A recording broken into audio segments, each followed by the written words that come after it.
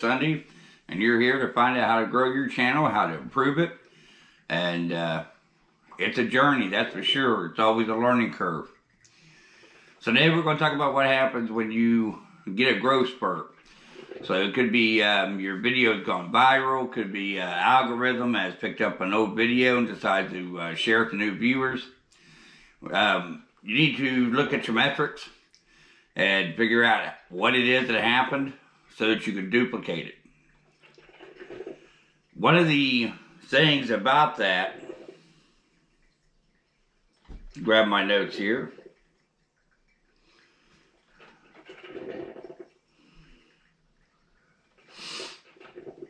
Is you want to hype up your next upload. So you could do that by doing a YouTube Premiere. A YouTube Premiere allows you to do a few different things with that. So you can actually engage a live audience beforehand. You can, if I recall right, you can. There's a way that you can use, I think, a super chat so that you can actually comment and stuff and interact with your fans through that way as well. But the Premiere also allows you to do a channel trailer, and this is really nice to do when you're able to do it. Gives them a small sneak peek. Another way you can also do it is using your stories, and we'll do a video on that specifically. But you can do that as well. You want to add content that's not shared anywhere else. So if you're going to add a small clip small intro for your Premiere, then you definitely don't want to use that same thing over on Instagram. So you want to make your YouTube viewers seem very unique and stuff like that, because that's probably where your metrics is coming from that's boosted your channel up.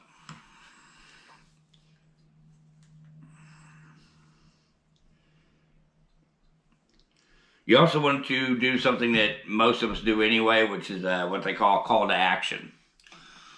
Call to action is just asking the audience, fans, subscribers, viewers, to do something. So the call to action could be, hey, I have 865 subs. Can you guys get me up to 900 before the end of this year? That's a call to action. Another one that I do is, like, share, and subscribe. As always, thank you for coming. Thank you for dropping by. These are call to action. You can do these in the beginning, the end, the middle. You can use an end screen for it. If you have the capabilities, I think it's probably going to be more effective when you can say, hey, don't forget to subscribe, and then you can throw the subscribe button right up there to remind them. Now, that's not always an option, and I understand that because I go through that with the cell phone. GoPro doesn't have anything like that, and I would have to have a couple different editing apps, I think, to be able to do that.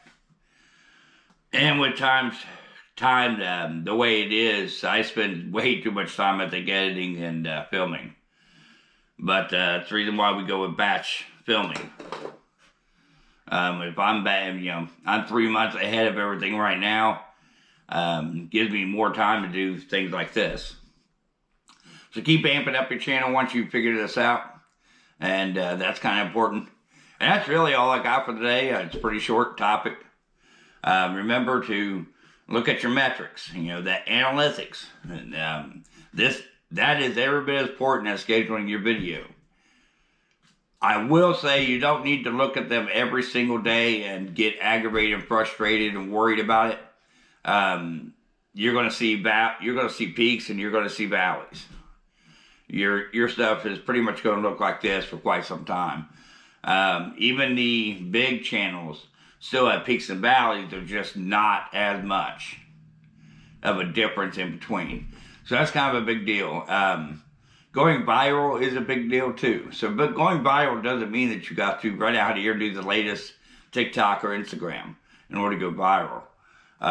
It's just, those do help. You can go viral for all kinds of different reasons.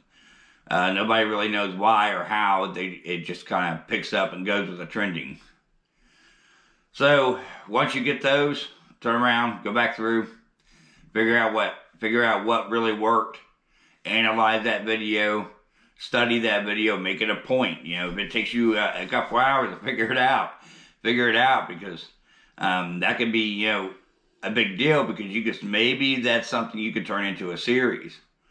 So, you know, an example, I've got one Fatwood Friday that's got 78 views. That 78 view is what led me to turn around and start getting into the Fatwood community. And I'm glad I did.